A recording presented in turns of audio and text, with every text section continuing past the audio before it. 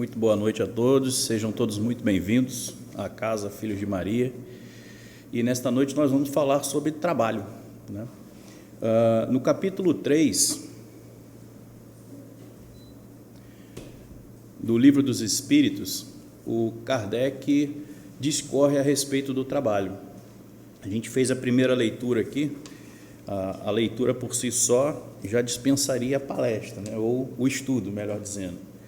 Mas vamos nos aprofundar um pouquinho mais nessa questão do trabalho e perceber, todos nós, qual o nível que nós estamos de ocupação. Ao longo de muitos séculos, o trabalho ele vem sendo mal visto, desde os tempos antigos, lá da aristocracia russa, aos grandes feudos, né? Quem trabalhava eram pessoas mal vistas, eram pessoas de segunda classe. E ao longo dos séculos essa informação, esse sentimento, ele vem se perpetuando. Nós temos nos dias atuais uma grande maioria que divulga como sendo o trabalho sendo uma chaga da humanidade, né? Que trabalho desmerecem e buscam de todas as formas evitar trabalhar, buscam a aposentadoria, contam os minutos e segundos. Então o pai chega cansado em casa, muitas vezes do trabalho, e pelo amor de Deus, se eu tiver que voltar amanhã, não sei o que eu vou fazer, por mim o trabalho poderia encerrar por aqui. Então a gente vai perpetuando esse sentimento de negatividade com relação ao trabalho. Então, Kardec pergunta aos espíritos, né, qual a necessidade do trabalho.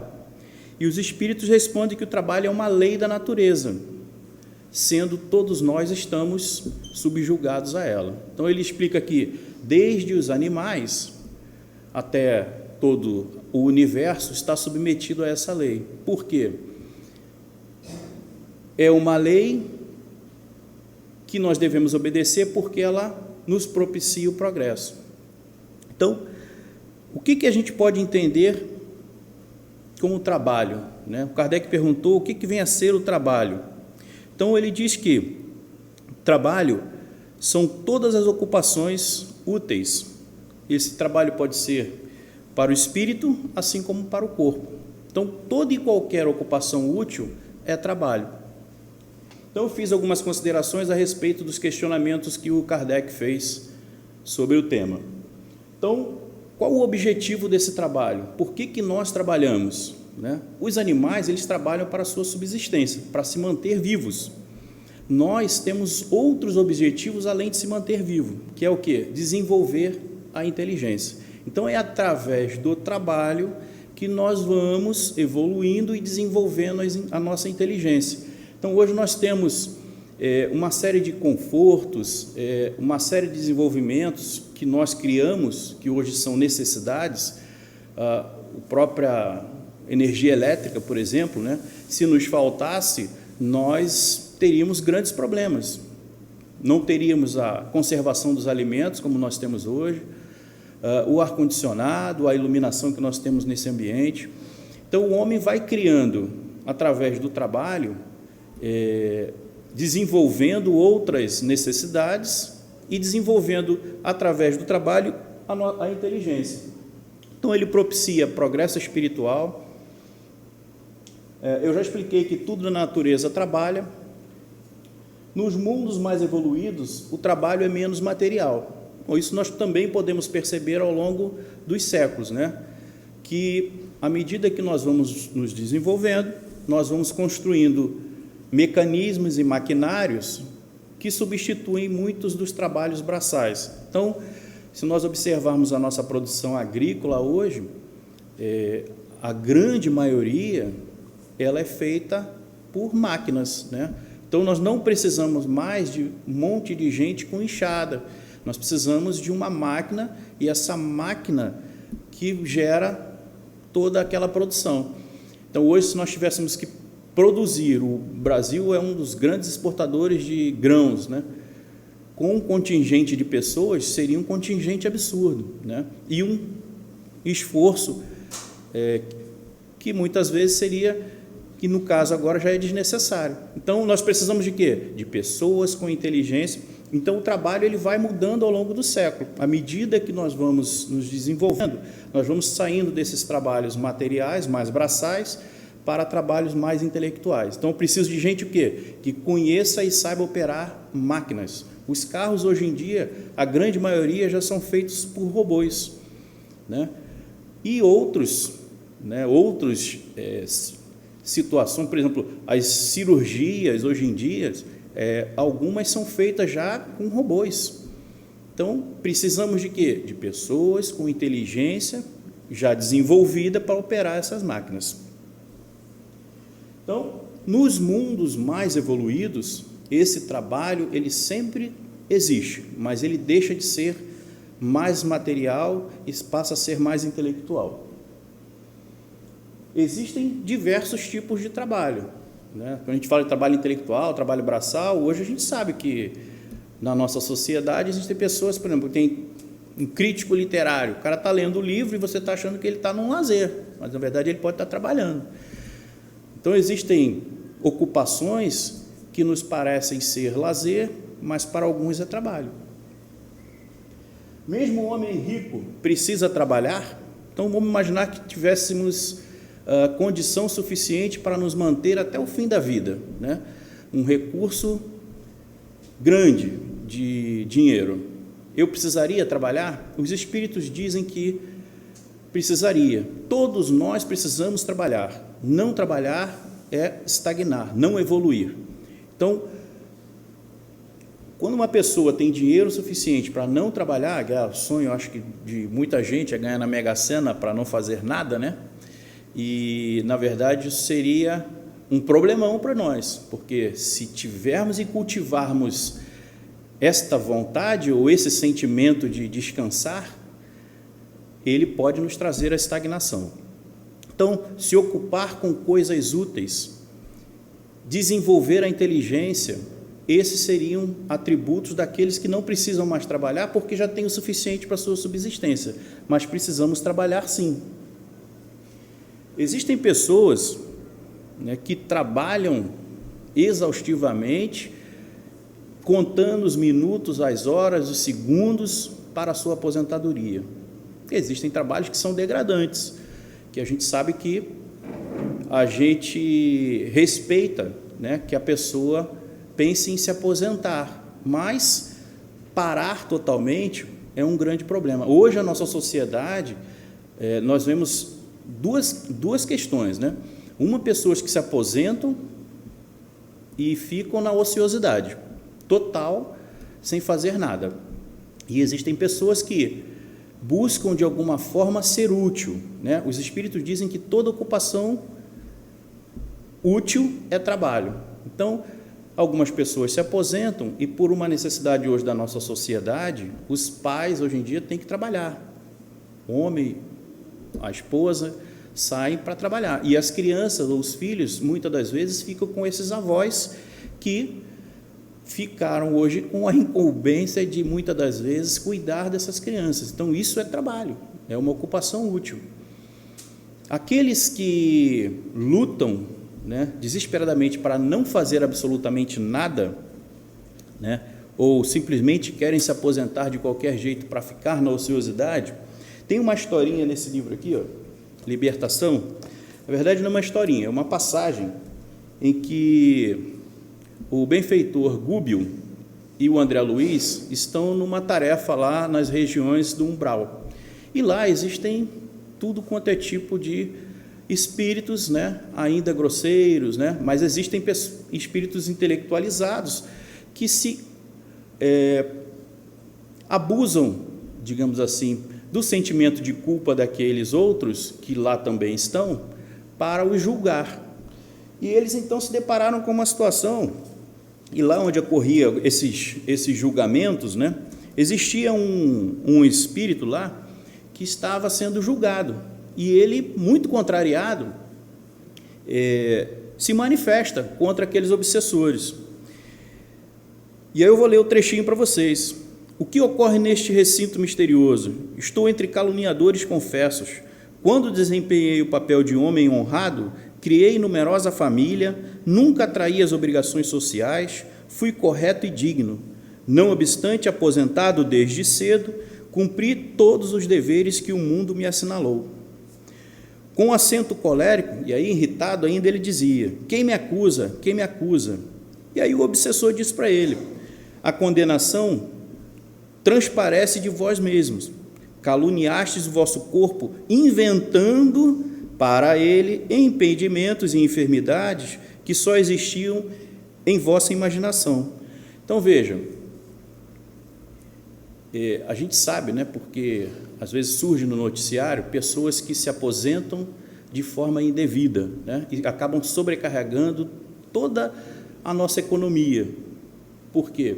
Forjam situações, inventam doenças para ficar na ociosidade. E eis aqui um caso, né? E o obsessor, percebendo isso nele, e aí continua.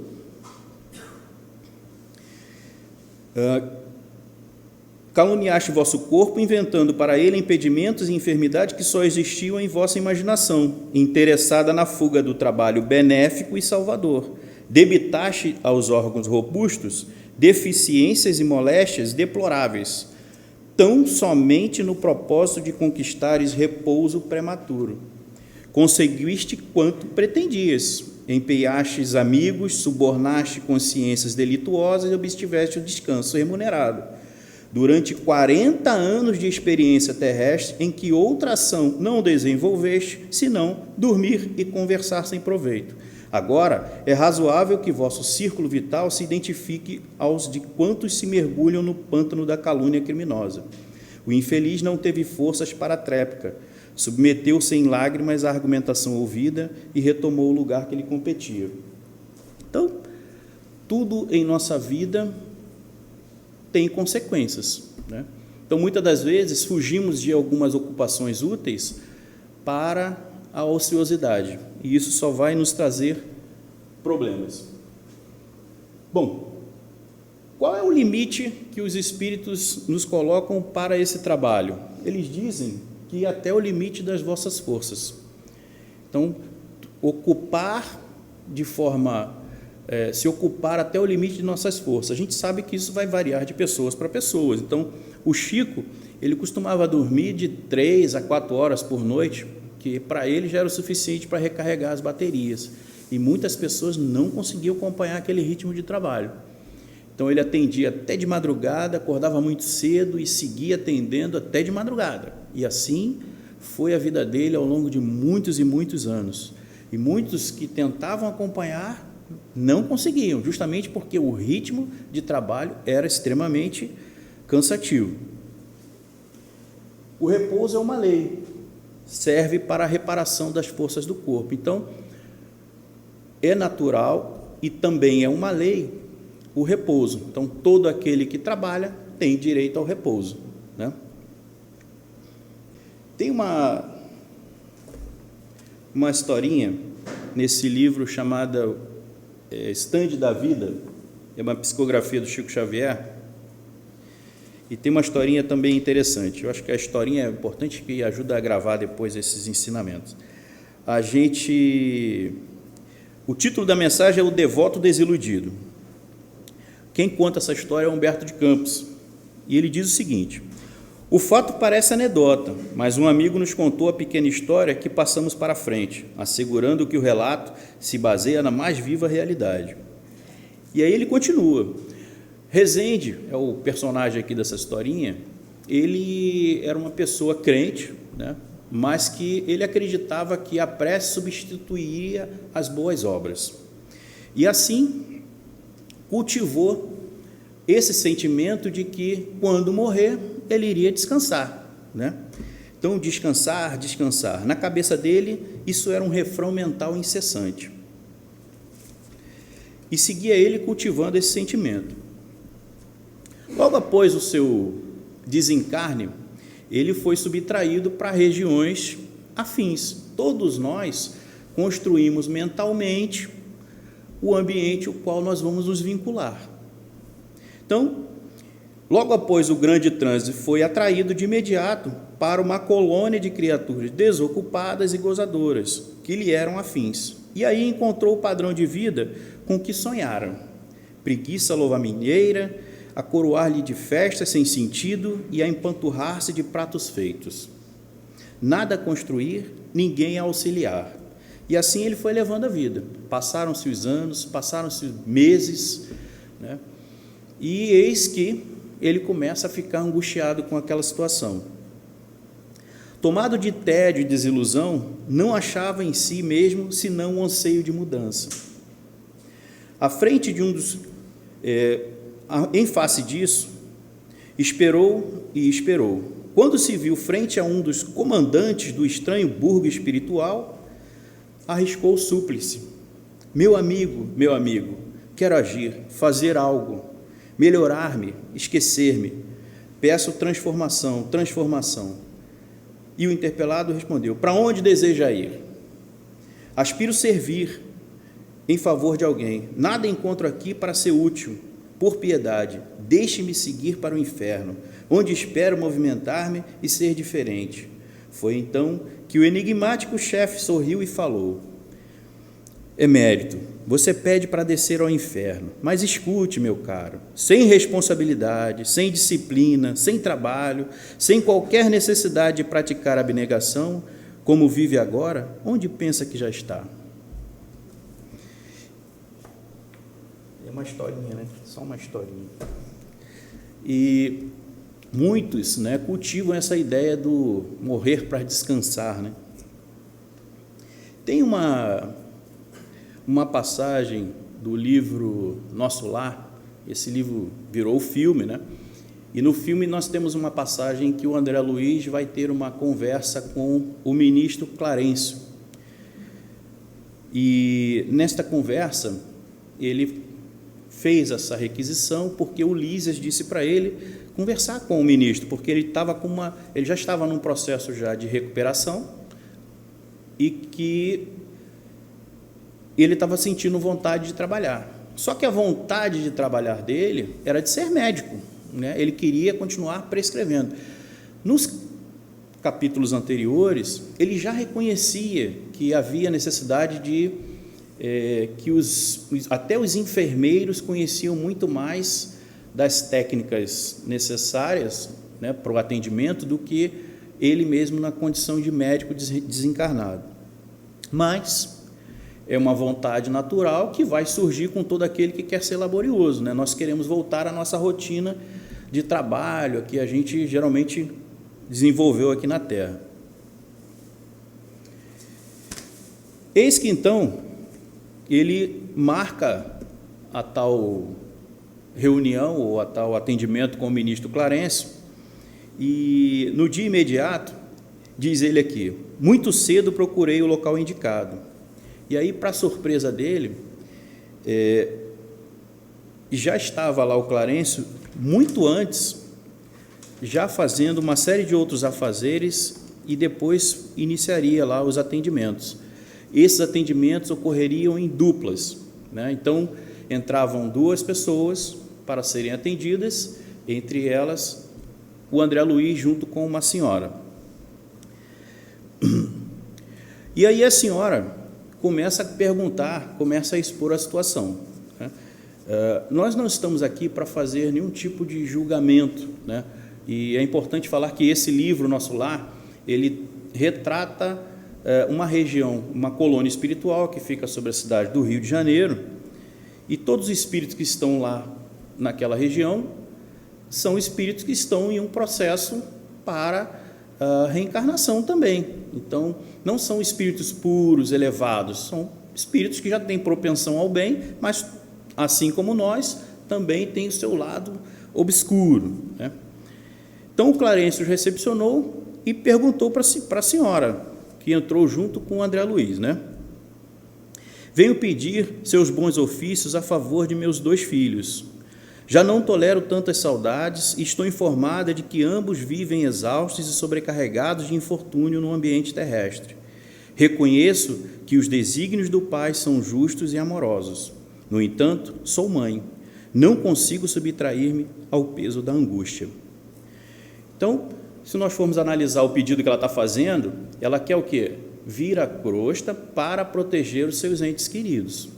É um pedido justo de qualquer um, né? Poderia ser meu, poderia ser qualquer um que é pai, qualquer um que é mãe, está fazendo um pedido justo, não é verdade? E a pobre criatura se desfez ali mesmo em copioso pranto. A gente não vai ver isso no filme, tá? Embora conservando intacta a energia pessoal, Clarencio respondeu: mas se a irmã reconhece que os desígnios do Pai são justos e santos, que me cabe fazer? Bom, Clarencio é um espírito muito evoluído, tá? Não é à toa que ele é ministro de nosso lar. E a senhora respondeu para ele: olha, que me concedesse recursos para protegê-los eu mesma, nas esferas do globo. E aí o Clarencio disse para ela, então ela queria proteger os filhos, até aí tudo bem. Clarencio disse para ela assim: ah, minha amiga, disse o benfeitor amorável, só no espírito de humildade e de trabalho é possível a nós outros proteger alguém. Que me diz de um pai terrestre que desejasse ajudar os filhinhos, mantendo-se em absoluta quietação no conforto do lar? Ou seja, como é que você vai ajudar alguém, né, se você fica sem fazer nada dentro de casa? O Pai criou o serviço e a cooperação como leis que ninguém pode trair sem prejuízo próprio. Nada lhe diz a consciência nesse sentido? Quantos bônus horas poderá apresentar em benefício de sua pretensão? Bom, a lei da cooperação é uma lei de Deus também. Então, todo aquele que coopera recebe cooperação. E está lá no prefácio do livro Paulo Estevam. E aqui ele menciona uma informação que eu não sei se todos leram a obra ou assistiram ao filme. Existe uma remuneração, a gente não pode nem chamar de remuneração, eles chamam de bônus, né? Que na verdade é o quê? Uma anotação na ficha de horas de serviço. Então, quantas horas de serviço a senhora já trabalhou aqui na colônia, né? É isso que ele está questionando. E aí ela responde: 304. Já ficou hesitante. Bom, 304 é muito ou é pouco, né? A gente não sabe. Clarencio responde para ela: é de lamentar, elucidou Clarencio, pois aqui se hospeda há mais de 6 anos e apenas deu à colônia até hoje 304 horas de trabalho. Entretanto, logo que se restabeleceu das lutas sofridas em regiões inferiores, ofereci-lhe atividade louvável na turma da vigilância do Ministério da Comunicação.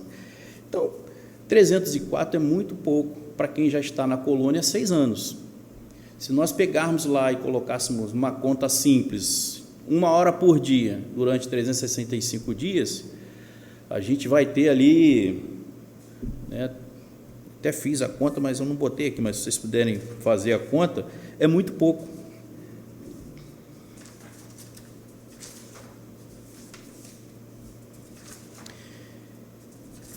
E aí o Clarencio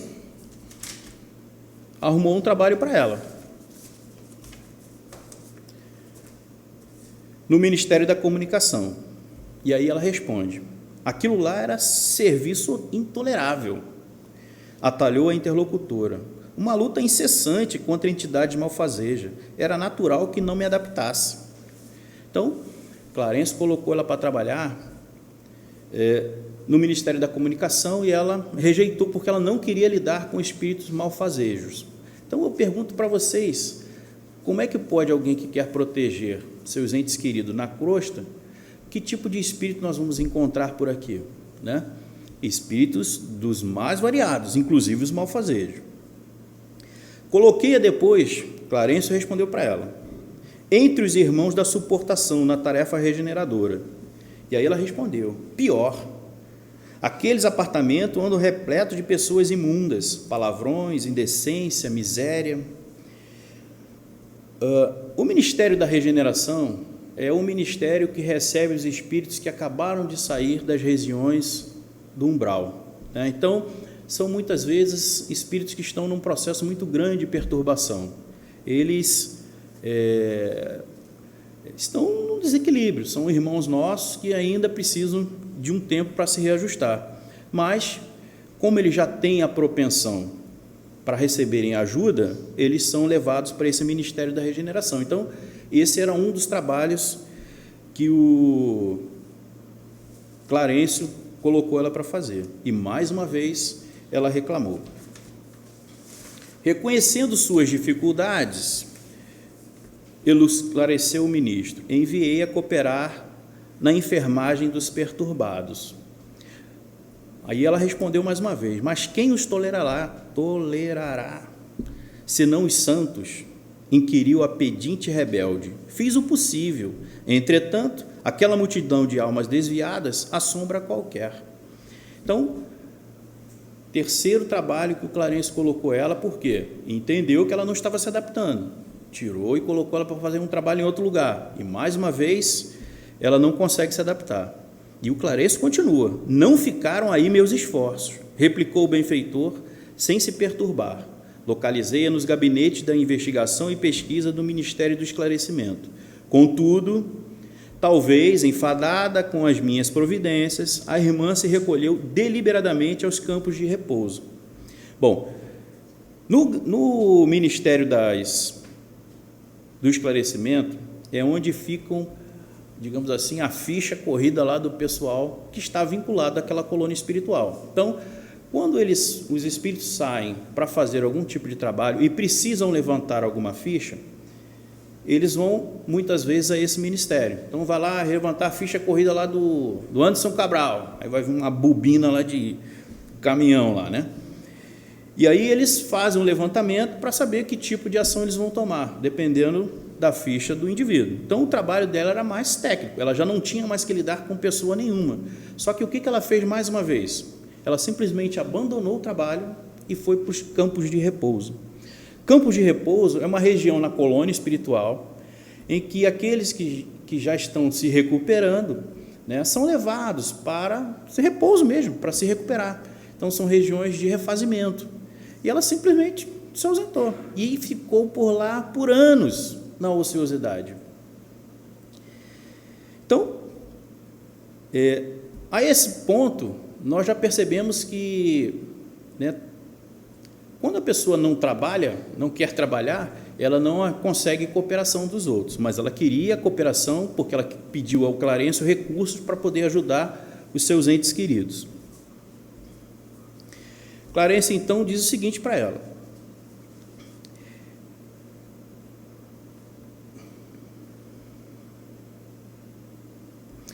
pois note, minha amiga, esclareceu o devotado e seguro orientador, trabalho e humildade são duas margens do caminho do auxílio. Para ajudarmos alguém, precisamos de irmãos que se façam cooperadores, amigos, protetores, servos nossos. Antes de amparar os que amamos, é indispensável estabelecer correntes de simpatia. Sem a cooperação, é impossível atender com eficiência. Então, nós vamos ver que quando ela foi colocada para trabalhar com aqueles irmãos desequilibrados, seja ele quem fosse, ela tinha ali uma oportunidade para angariar a simpatia de quantos também residiam naquela colônia. Então, toda vez que nós ajudamos alguém, por trás desse alguém existe um protetor espiritual que muitas das vezes nos simpatiza, mesmo que aquela pessoa nos pague com ingratidão, mas um espírito protetor, ele sempre vai, de alguma forma, nos ser gratos, né? Então, todos aqueles espíritos que lá estavam, no Ministério da Regeneração ou qualquer outro ambiente no qual ela foi colocada, são espíritos que têm parentes lá naquela mesma colônia. Então, ela estava, de alguma forma, sendo colocada para ajudar os filhos de outras pessoas. Então, esse trabalho, não só ela ia conquistar simpatias, mas também, posteriormente, a cooperação de outras pessoas que pudessem ajudar seus filhos. Então, o Clarencio diz para ela: que fará, pois, na terra, se não aprendeu ainda a suportar coisa alguma? Não duvido da dedicação aos filhos queridos, né? E continua: para que nos alcance a alegria de auxiliar os amados, faz-se necessária a interferência de muitos a quem tenhamos ajudados por nossa vez. Os que não cooperam não recebem cooperação. Isto é da lei eterna. E se minha irmã nada acumulou para dar, é justo que procure a contribuição amorosa dos outros, mas como receber a colaboração imprescindível se ainda não semeou nem mesmo a simples simpatia? Volte aos campos de repouso onde se abrigou ultimamente e reflita. Examinaremos depois o assunto com a devida atenção. Então, note que o Clarencio, ao tempo todo aqui, a gente está fazendo uma entonação, mas ele com carinho, né, com amor, e ele não dá a questão por encerrada, mas bota ela no cantinho do pensamento, né, para que ela reflita sobre o que ela está fazendo. Então, vocês poderiam perguntar, mas como é que ela está na colônia Nosso Lar? Disse lá no início, né, são espíritos que estão ainda num processo de evolução, como todos nós, né, temos sombras. Então, muitas vezes, os benfeitores deixam a gente fazendo escolha, como nós estamos fazendo nesse momento. Só que as consequências, elas virão. De toda e qualquer escolha que a gente faça, tem consequência. Então, ao fazer escolhas, ela estava sendo também avaliada. Então, o ministro está sempre tentando ajudá-la, mas ela está sempre se achando melhor, não tem humildade, né? Muitas pessoas confundem humildade com andar com roupa, né? Mas não tem a ver com isso. Humildade tem a ver em reconhecer valor no outro. Então, tudo e qualquer lugar que ela foi colocada, ela não se dava bem, né? Ela via sempre coisas ruins nos outros.